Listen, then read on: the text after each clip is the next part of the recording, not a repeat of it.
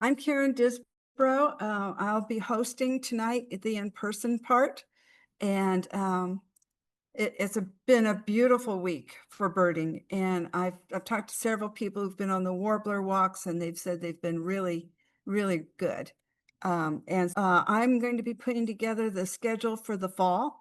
This is our last in-person meeting and Zoom until September. So if anybody has some area that they want me to find a speaker for, or know of something that they would like for me to see if I can get a speaker for the fall or for February through May of next spring, I would be glad to get ideas. I'd like to introduce a good friend of mine, Neil Bernstein. He and his wife, Ronate, went to Iceland last year, and they are going to present their program of that. Now, I've known Neil for many years. I met him when I was at Iowa Lakeside Laboratory, and he was teaching the ornithologist class up there. And he's a retired professor from Mount Mercy. And I think you guys will just really enjoy this. So I'm going to turn this all over to Neil. Thanks, everybody. Let me know if you can't hear me at any time. All right. So Renata and I retired, I guess it'd be 3 years ago in June, 2 years ago in June. And so one of the things we decided to do was do a little bit more traveling. And we've always traveled mostly around birds, but now we begin to take a different focus where we add birds a little bit more aggressively to our travels. We'd been to Iceland once before with our kids, and we spent 24 hours in the Reykjavik area and did a little tour. They have what they call the Golden Circle with our children. That was a very quick trip, but we hadn't spent a lot of time there. So by several iterations, Renata found a bird tour of Iceland through field guides. And that was our first guided bird tour that we ever did. Since then, we've done two more tours with field guides. And but this is our first trip. We went to Iceland in June of 24. And as you see on the slide, I don't have one of those cameras that are half my height, so that we relied on other people for photos or other things. And we had Donna Pomeroy with us, and she was a very good bird photographer. And then I've filled in a couple things on this as well. So this is a map of Iceland. And as you know, Iceland is a island. It's a relatively recent island. It's all volcanic. It's still forming. So it's getting bigger as we speak. We've in the southwest corner. Go ahead. Thank you. Okay, Renata's going to be the Vanna White of the operation. So that's Reykjavik, the capital city, the largest city.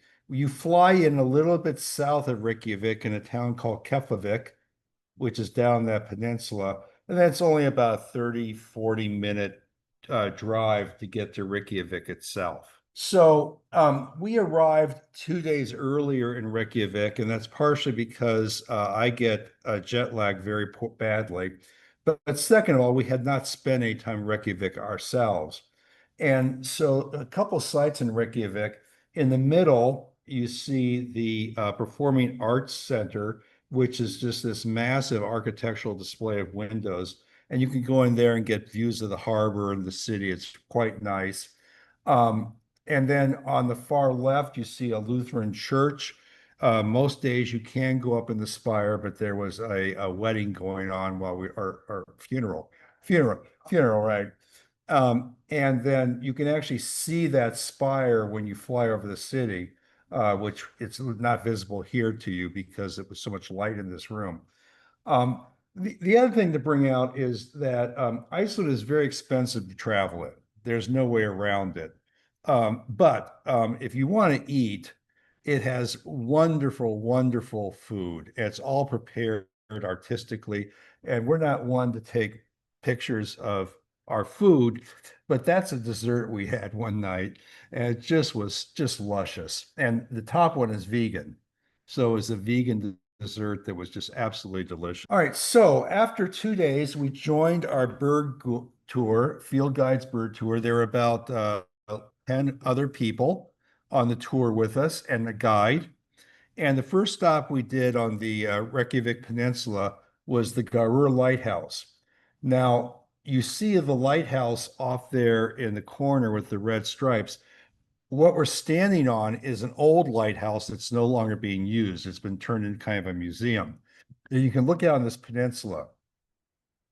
And the first few days of this tour, it's June, it was very, very cold, and the wind was blowing off the ocean here. So we were all in all our winter gear, bundled up with our scopes and our binoculars, looking out. And the first birds we saw were these common eiders with their chicks. And it was just gorgeous to see.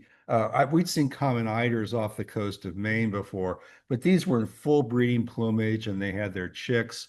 And it was really, really gorgeous to see them. And, after the first 15 minutes, you're seeing your next 200 eiders. So we moved on beyond that. We also saw on the shoreline common redshanks. This is a shorebird that's highly spotted. It's about the size of our yellow legs, but a little stockier. It has reddish legs where it gets its name. And then the Eurasian oyster catchers were quite common almost everywhere we are on the shore. And you'll see more of them in a little bit. Uh, Two of the gulls that were very easy to identify were things we see in Iowa, the lesser and greater blackback gull. So you see the lesser blackback gull and on the left and the greater blackback gull on the right. When you see them side by side, there is a size difference, and the greater blackback has a darker black back. But if you look at the legs, they're quite different. So the lesser blackback has yellow legs, and the greater blackback has more pink legs. So then, after we left the Gower Lighthouse, we just kind of started driving around the area where there were fields. And European golden plovers were hopping on the yards of people, sort of like starlings and robins do around here. So everywhere you looked, there were European golden plovers in full breeding plumage. And that was pretty spectacular. We also picked up the black-headed gull, which if you've been to Europe, that's a pretty common bird throughout Europe. The whooper swan with its bright yellow bill. The common gull, which you can see that nice, rounded, cute little head and the short bill. That's the common gull. We picked up Eurasian widgeon, and then meadow pipit posed right there for us out in a plant very close by, which was kind of nice. In the city of Reykjavik itself, if you're in the town center, they have a park system that goes around a large lake. So you have this urban lake, it's surrounded by the city hall and museums and other things. Oh, thank you. Mark just gave me a lightsaber. And so thank you. And so we saw these in the city of Reykjavik with buses and cars going by. And the tufted duck may not be a big surprise to you, but the tufted duck looks like our ringneck duck, only has that little tuft on it in the breeding. But when you see a Barrow's goldeneye in the middle of a city with cars and taxis and buses going by, that's something. So we took this for Rena's brother just to show you that they do play golf in Iceland, but the hazard in Iceland, besides the lava outcrops, are you have to watch out for the Arctic tern colonies. So the next morning after we birded, we stayed in Reykjavik another night with our tour, and we went to a city cemetery, which we didn't know existed, but even though it's close to us, which was about the most wooded area you could find in the city that was kind of quiet. And that's where we saw our first European blackbirds. So as many of you know, European blackbirds are related to our robins and our thrushes. So these things sound like thrushes and they sing just nonstop. So even in the dead of night. Blackbirds singing in the dead of night, yes. You take these golden wings and learn to fly. Yes, broken wings. Thank you. Anyway, yes, there is no night. So So this is one of the things, there are lots of bird tours of Iceland. One of the things that really stuck out at this one is that many of them start at Reykjavik and they just drive the coast. So they drive you around the coast. You can't drive through the center of Iceland because there's mountains and glaciers to get in the way. So that you really can't get very far to the interior. But this tour puts you on a plane and flies you right up to the northern part to start your tour. So you're not spending a lot of time in the car. So we boarded a small plane and flew to the town of Akureyri. And we flew over these glaciers and mountains that were just spectacular. We had a clear day for flying. In fact, the weather for our entire trip was, after we got through the cold and the wind, it was all clear and very sunny. We were running around in t-shirts some of the time. Um, and then we flew into Akureyri. And if you've done any geology or studied geology, you're flying in on a fjord. So on either side of you, you've got the mountain ranges and the ridges coming up, and you're flying through these glacial outwash plains through the fjord, just basically at the level of the mountains. And you could actually begin to see the ducks and things below you. So it was very, very exciting. Sort of like watching your geology textbook come alive. So here's Akureyri. So we're at the northern part of Iceland now. We're way at the top here. And what we're going to be doing is driving these roads to a lake called Lake Mavaten, which I'll talk about in just a bit. Everywhere you went in Iceland, they had these little sectional road maps so that with a little history and places to start. So when you checked in a hotel, they just had padded these things that you ripped off and could take it. There were only about 14 of us with our guide, maybe 15. 12 with a guy, yeah. And so we thought we were going to be on these little small kind of, vans or whatever. We have full scale, like a Greyhound tourist bus here for us all to spread out in. So it was quite roomy and easy to see things as we moved around. And the first place we went to was Godafoss Falls. And so Godafoss Falls means the falls of the gods.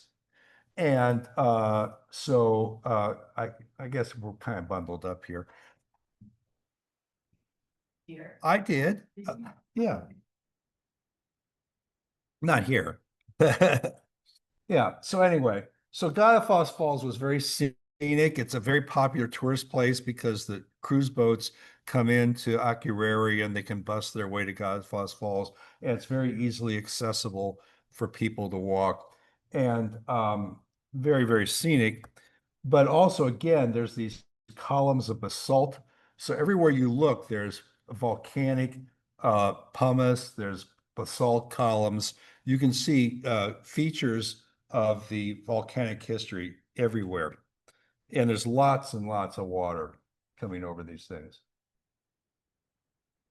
So then we made it to Lake Mavaten. Now, Lake Mavaten means the Lake of the Midges.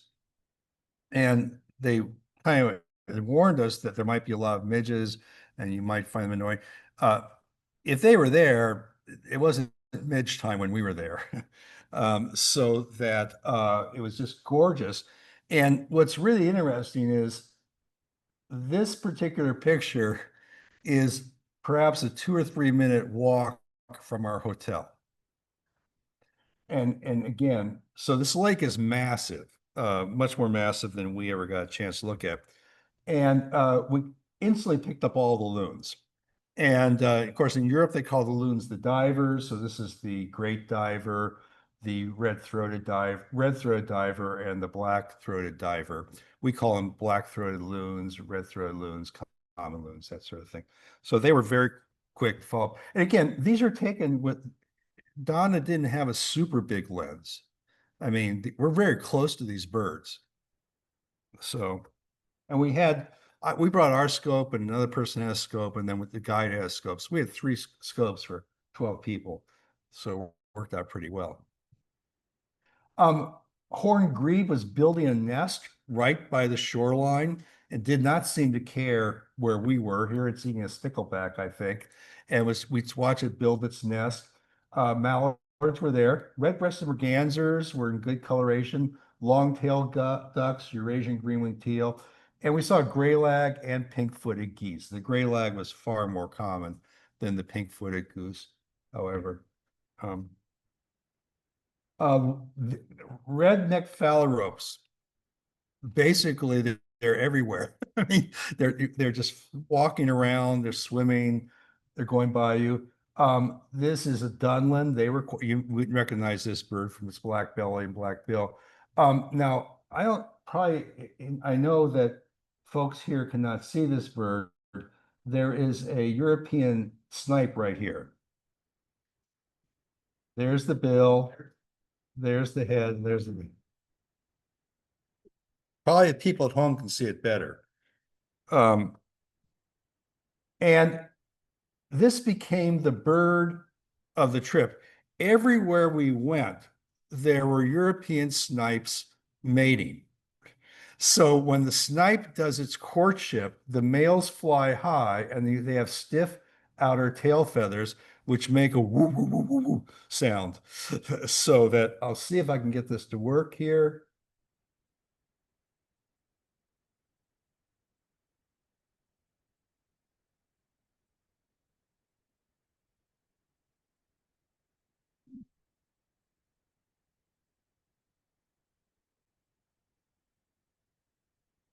We couldn't get off the bus without hearing that. They were everywhere.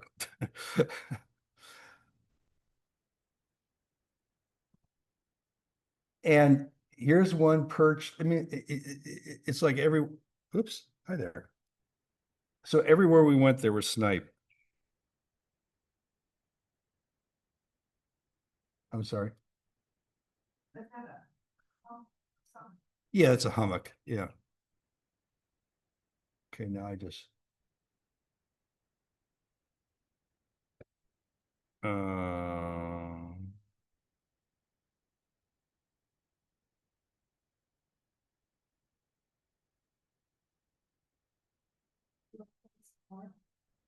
no, I want to get out of this. Um, but it's not. Oh, resume slideshow. See if that works.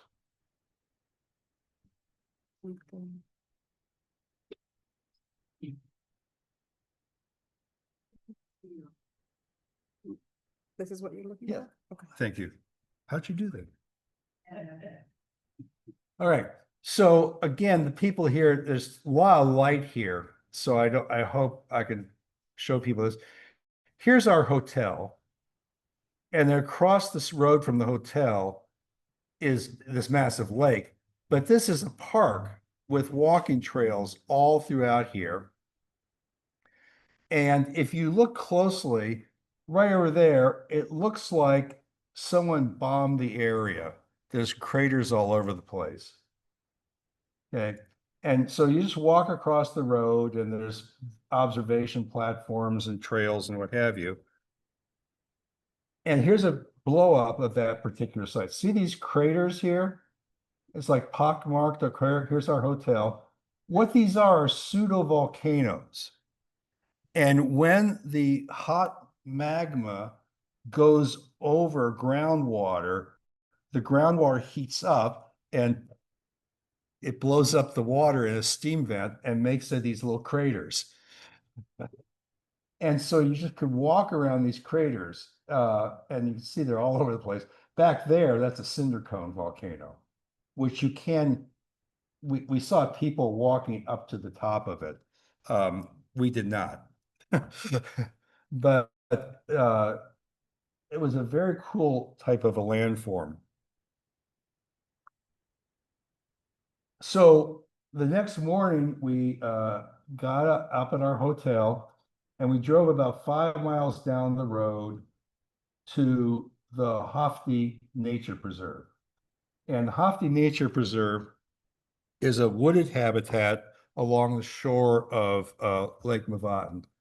And this is what it looked like. There was still snow out there, but it's quite warm by now. We're warming up a little bit. And among the things, there's this famous view from the road of these sort of columns of lava that are poking out of the water like little gnomes. And that's kind of a photographic vista point there. Now, I was behind looking at lichens and moss when the group saw a Bohemian waxwing. I think Renata got a look at, but I was poking around moss and that sort of thing. And this trip was interesting because we did have a person who was a good botanist. So we had someone who knew the plants really well. And of course, a lot of people were interested in the birds, but we had a good diverse group in terms of our interests, which makes it for a better trip. And then we made our way to Dettifoss Falls, which is the largest volume waterfall in Europe. And I'm going to try and play a video here.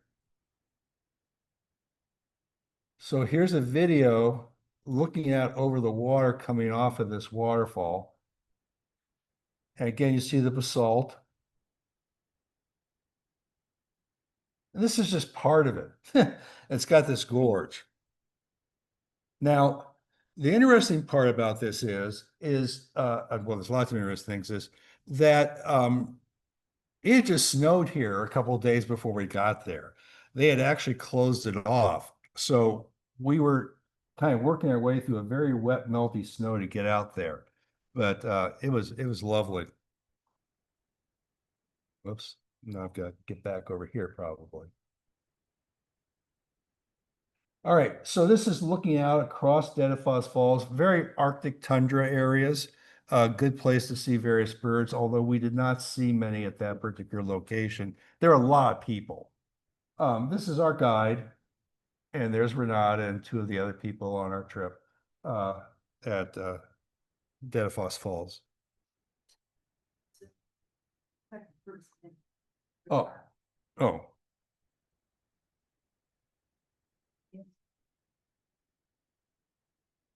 Okay, previous. So this is our guide, Corey Gregory. They can't, oh, they can't see. I'm sorry. Oh, I see what you're saying. The second person on the left with the balding hair is our guide, Corey Gregory, who did his master's degree with Steve Dinsmore at Iowa State. And now he's a professional bird guide for field guides. So we worked with Corey again last winter in Arizona. He also does trips to Australia. He's got a trip to the Great Plains, the Dakotas. He does a trip on the Oregon coast also, and also to Bahamas. So he's not home much. He's sort of like James Bond, is never home to check his mail. So now we have been looking for this bird for a while. Renata and I saw a Jaeger chase one at Godafoss Falls, but we had sort of missed it. And all of a sudden we went to this a place along Lake Mavad, and there was a male rock ptarmigan defending a territory, and it did not like us, especially when it played its call. And so it was flying around us and buzzing us and looking at us. And you see it's got its little red comb all inflated. So it really tried to get us out of the way. We also visited a volcanic preserve called Dimmerborgber, and this is entirely different volcanoes. There's these massive things of lava that probably came up in a fissure, sort of what's happening in Iceland right now, but then they've had lots of erosion since that time. And we did see a merlin on a nest there, which was one of the highlights of that particular one. But we also had this sign about the Yule lads.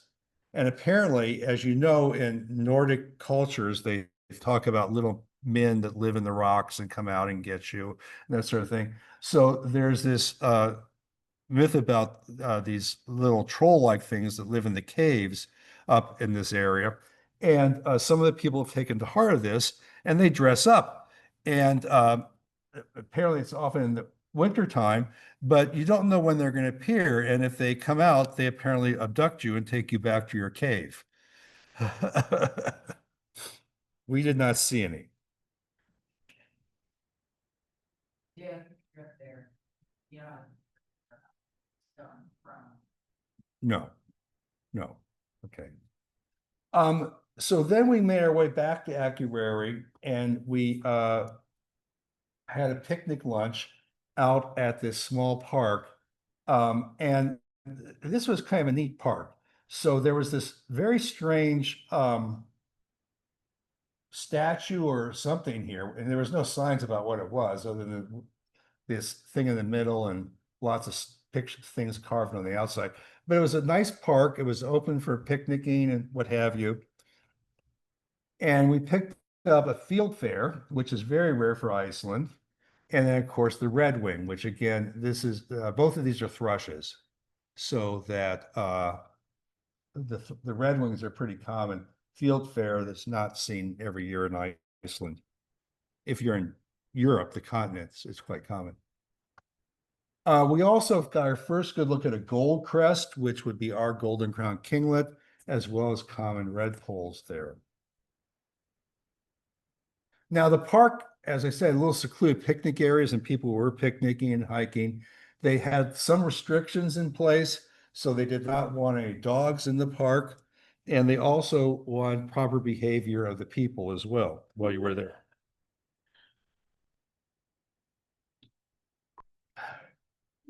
So we're over here. Oh, sorry, you can't see me. On the lower right corner is where we were. And now we're going to head west to the West Fjords, which many people consider to be the prettiest areas of Iceland. And if you look way over there where the arrow is, out here and arrow here, our goal is the Latraborg Sea Cliffs. And so we're going to make our way across this area and to that area where the arrows are pointing out on your screen. Now, along the way, we had some great stops. We saw white-tailed sea eagles flying over, harlequin ducks, very close look at those. There were common scoters. And when we see scoters, we're in big water. These were in like a little pond or what have you. So, and we saw a Eurasian oyster catcher with their chicks. So that was fun. And then we're going to go to Lotraberg Seabird Cliffs. Now, you can see on your screen here an arrow said the end of the paved road. And so by end of paved road, we're going into one lane gravel. And that would be considered to be kind of a pleasant way to put it. We're in a big Greyhound bus. Our driver has lived in Iceland all his life. He's never been out here. So we're going on this bus and we're kind of just poking our way, which we're fine with because we're looking at the scenery. So it's pretty fun. And we're making our way to our hotel, which you can see an arrow over on the left side of your screen with a large beach and bay there. The Seabird Cliffs are in the lower left of your screen with the red lines, about 7 miles of Seabird Cliffs. So in the upper left, this is overlooking our hotel, which is the red structure down here. You can see the, oh, I'm sorry, it's here in the foreground with the church in front. And then behind it, you see these cliffs rising with a large bay. These little red churches were kind of interesting. Apparently someone got interested in promoting the spread of Christianity in Iceland and went around the country building these little churches. Almost all of them are white with red roofs, and you'll see an exception, but they pop up everywhere. And usually in the morning, a group of us would get up before breakfast and take a walk. And this morning, we saw a Arctic fox trying to catch a red-necked phalarope. So here's the fox. You can see the fox on the screen. If you look directly to the lower left of the fox in the water's edge, you'll see a redneck phalarope.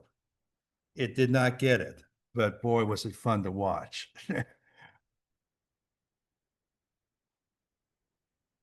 So here's our, on the left side, you see a bay. This is looking out for a short walk from our hotel. And then, as I said, there's 7 miles of these seabird cliffs. There was a composite picture in our hotel. So I took a video of it just so you get a sense of how far it goes.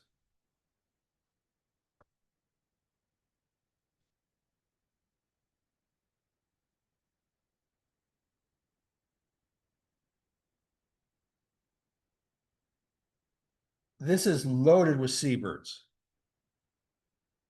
And it just keeps going. Now, the other interesting thing about that is, of course, that we were not in the ocean, we were above it. So here we are, and on the left side, this is a photo taken of the Seabird Cliffs. You see someone walking on the edge. There's a lighthouse on the left side way down here. These are sheer cliffs that are ledges where you have thousands and thousands of seabirds crammed in with building their nests and breeding. The geologic history of this is quite interesting. So you can see the layers in the upper right. And the way this happens is that you get a lava flow. I'm in the lower right-hand corner now. You get a lava flow, and that gray hatched area is basalt. And then the ashes fall on top of it, which is that dark layer. And then soil formation happens. And then you get another lava flow over the top of that, the far right, if you're on the screen. So what you have are these non-erosive, non-erodible areas with the salt sandwiched, sandwiching erodible soil between it. And that makes this kind of layering here where you have the salt and then the soil's washed away, and now you get a ridge between the flows of basalt. And that's where the seabirds are actually nesting. Is that clear, Sandy, from what you're seeing on that end? It is. Okay, good. Yes, the white is guano. Guano is a nice name for bird droppings. And so it's estimated that 800,000 birds nest there each summer. It was previously thought to be the world's largest population of razorbills, which is in the lower right corner here, and 40% of the world's murres are there. They did used to harvest eggs. Some people still do, but not as much as previous, where they rappel down to collect the seabird eggs for food. And I asked about, fatalities, and they said, yeah, it's not uncommon that someone falls. But everybody wants to see the Atlantic puffins. We've seen them several places now, but they never get old. There were Atlantic puffins there. We'll see some more later in the show here. Northern gannets were nesting there. Parasitic Jaeger flew by, looking to eat birds. The black-legged kittiwake, which was especially for me because I wanted to see these cliffs with kittiwakes since I'd read about them during my doctoral studies. Then northern fulmars, really interesting bird. These, I can't tell you how many thousand fulmars there are in Iceland.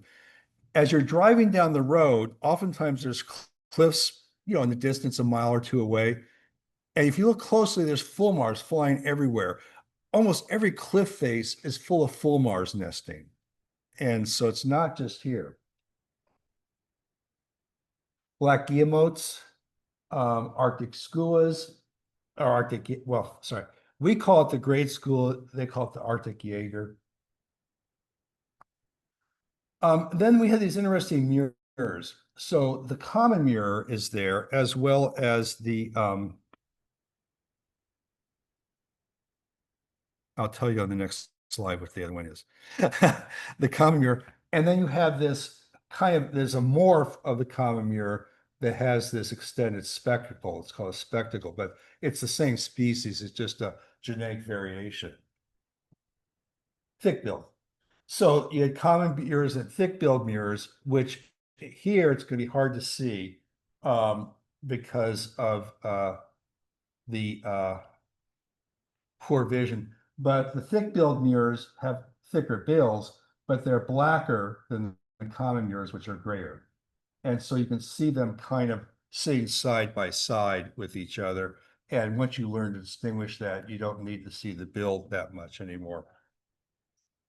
Like these with white stripe, This one? thick bills, no, the thick bills, see how they're. Oh, they have the white, yeah, the white stripe. Right, yeah. Again, yeah, you can see that once you pick up on it.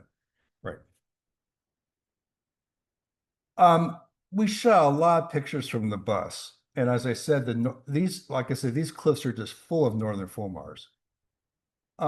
Everything has red roofs, but it's amazing how much good photography you could get right out of your bus window, even though we're driving down the road. We did make some stops in Lacherberg. We saw northern wheat ear at a great distance. Purple sandpiper, we saw one of those. There was lesser yellowlegs, which is only a second sign for Iceland. And this is Iceland's oldest metal ship, no longer in service. That was beached on the shoreline there. This area was used as a fishing port. Port would be elaborate. We could see the outlines of stone huts where people had lived, and you could walk around these stone foundations, and obviously people fished there. What we found out was that this whole area here in the winter, no one's here. No one stays here in the winter, period. So that they're only out here on this peninsula in the summertime, because there's no way to get any resources, fuel, whatever, in the winter. So then, kind of an interesting thing, again, with this trip was very nice in terms of getting us from place to place with a scenic way. So rather than drive around, they put us on a ferry and they took us across to the Snæfellsnes Peninsula. And that's where we saw nice male snow bunting in breeding plumage, which is first for me. We always see the snow buntings here in the winter, but this was a very nice one. So we ferry ride took us past this island, Flatty Island. The ferry was the supply. In other words, it delivered mail, supplies, goods, took stuff back to the mainland, and it took the fresh fish catch back to the peninsula. So we're going to the city, which is unpronounceable by me, Skidskudor, and that's where we're going to stay for the next night. So we were up here in the upper left. We took the ferry down, and now we're on this peninsula coming out on the left side. Fascinating city. I don't have a lot of pictures of it. They had this large Lutheran church with a huge spire that our guide said looked like the Eye of Sauron in Mordor. And but we stayed at a converted monastery. So it was quite interesting that they had the church was still there, the sanctuary is still there with a lot of history. And for some strange reason, the story of Cinderella on the walls, we never figured that one out. But anyway, but it was a lovely place to stay. And then we also stopped at these lava fields, again, very different. This was not a stop for birds, which we appreciate, that we got to see different geology in the area too. And then the next day we took another cruise out on the bay, and the water here is very deep right beside these islands. So this small ship can come right up to the rocks. And there were pelagic cormorants and European shags, really close up with kittiwakes and puffins. You almost reach out and touch them. And then the other thing was kind of interesting is several of the hotels, there was sort of grassland around them. There were black-tailed godwits nesting right in front of the hotel and behind the hotel. So along with the snipe, you just walked out and there were godwits everywhere. And that was kind of cool. On our last day, we stayed near the Bjorn Nature Preserve, and here's a black church. And this church has a little history about it, that for whatever reason, the community, the diocese or whatever, had refused to support them to build a new church. So the citizens got together and built their own church, and they didn't make it red roof and white, they made it black. And there's interesting carving inside, which we could look through the window and see. But the main thing is that the door latch on the front in Icelandic says, "This church was built totally without the help of." So this is the view from our dining room on the right side. And then we also stopped at this other nature preserve called Anastapi. And both the last one and this one, they're just, you could walk miles on the trails there. And it was fascinating. And Anastapi had these wonderful features down by the ocean, but they also had these whimbrels, which were habituated to people. So you might think of how a mallard at Terry Trueblood to walk up to you looking for food or something like that. These whimbrels are walking up to you, looking at you like and this was on a troll statue. One was sitting on the top of this troll statue. We saw good comparisons of glaucous gulls and the smaller Icelandic gull. So on the right side, you see two glaucous gulls in the background and the smaller, more petite Iceland gull on the in the forefront. And this was another fun thing. We saw a ruddy turnstone, and it was turning over stones to get food. So I'd never seen that before. So this turnstone was just walking in front of us, flipping rocks, looking for food, where it gets the name turnstone, of course. And we saw lots and lots of plants and insects and marine life. Here's a small, it's a member of the Dryas family. Dryas crew. This is a orchid. White wagtails are pretty common. This was a bee. I don't remember the species. We did see some harbor seals. No whales. A bog bean. We saw some ocean creatures. Crap, I forget the name of this. Pretty yellow flower. This was this is an insectivorous plant called butterwort, I think it's called. So that it was in flower. And so these have these sticky leaves that catch insects and digest them from the nitrogen that was in flower, which was really special. Waterfalls, lots of waterfalls. People do walk up here. Again, you know, I mean, I guess you can say I did it. Was, yeah. Oh, and then we also saw some Icelandic ponies. There was a pair of them. I thought I named them Jason Kelsey and Taylor Swift. So, and then this is us in our tour at Reykjavik. We did go to one of the spas where you can sit in lagoons and have the hot water kind of come down on you and that sort of thing. And that's it. Thank you. You have any questions? Yes.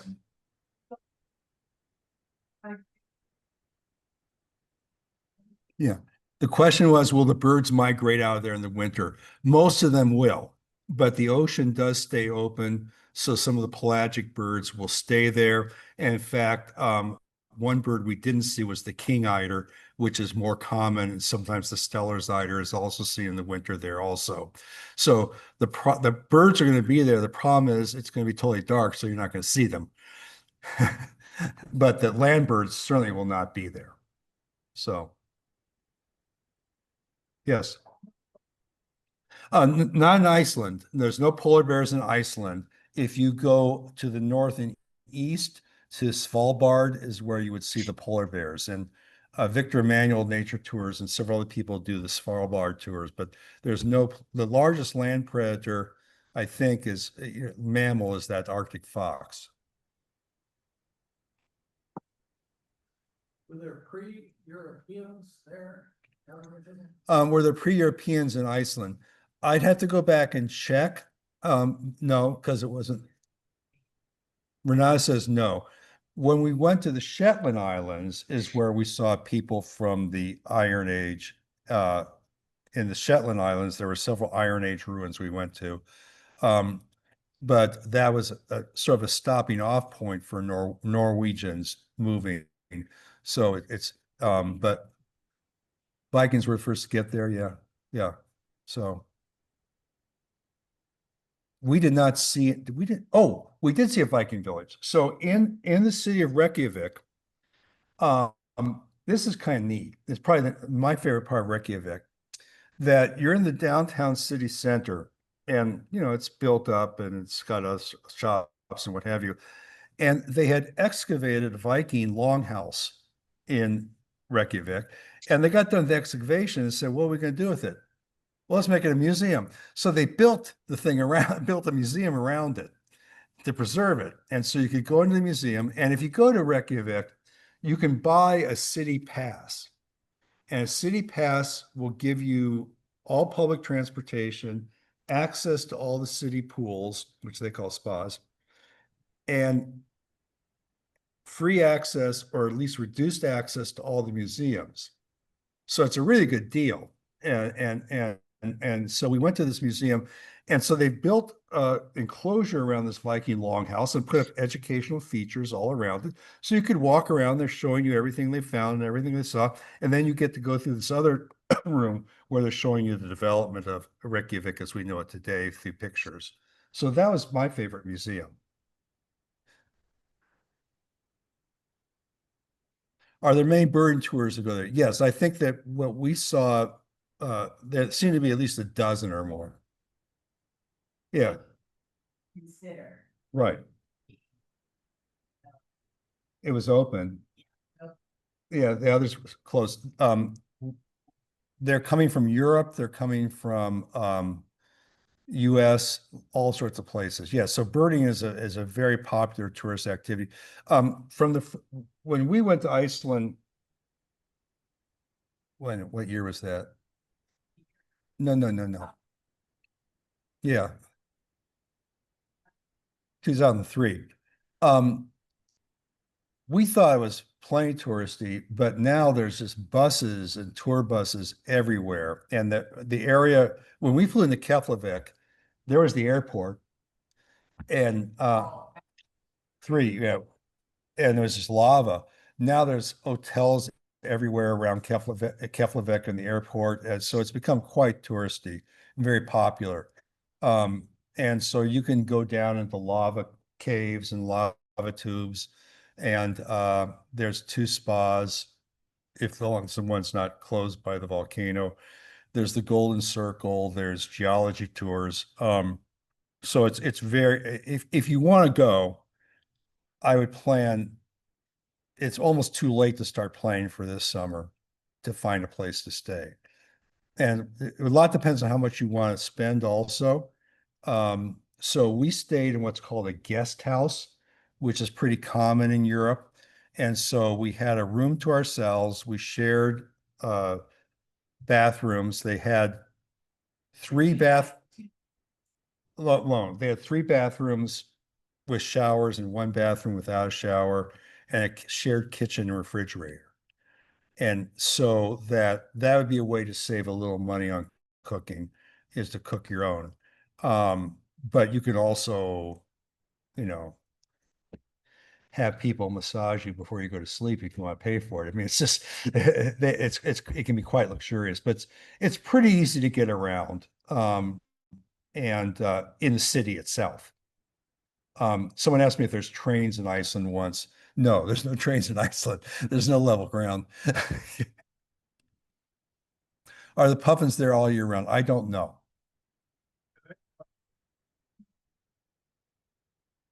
Where would they go? I don't know. They probably go out the ocean, feed out the ocean.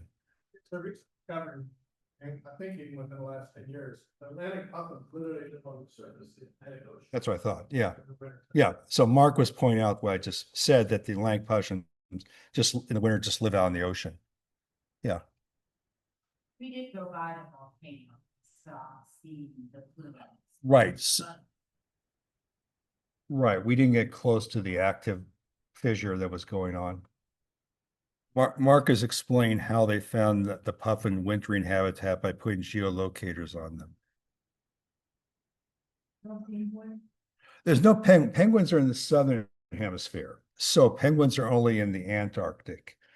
And so the counterpart of there was the flightless great auk. That was the flightless bird of the Arctic areas, and that one's extinct. Karen's asking about the light.